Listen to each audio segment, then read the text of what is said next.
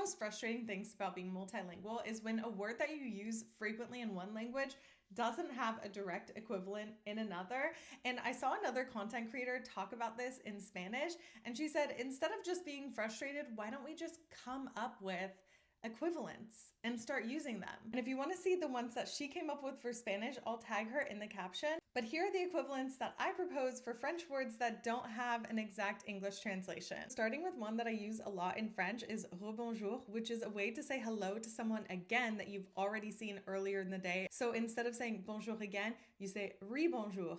And I think we could do that in English too. Instead of saying hello, you can start saying re-hello or re-hey. I just think that's really cute. Next is the word chez, which just means at someone's house in French, but it's just so quick and efficient, and I love that. So like chez Maddie is at Maddie's house. So I think we should just keep that pronunciation and that word from French, but we would spell it differently. We would spell it S-H-A-Y instead of the French spelling, which is C-H-E-Z, because I want to make sure that nobody accidentally pronounces it ches. Next is for the word frileux or frileuse, which is somebody who gets cold really easily. So I suggest that we just use coldine.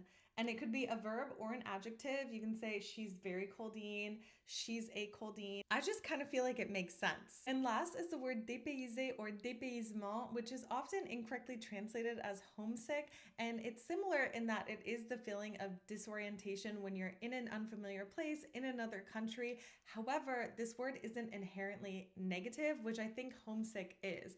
And so I suggest that we use decountryed or decountryment for times like this when you're feeling disoriented and away from home, but it's not necessarily a bad thing. Let me know what you think of these below, and please also give me suggestions if there are other French words that you think need an English equivalent, and I would love to come up with some more.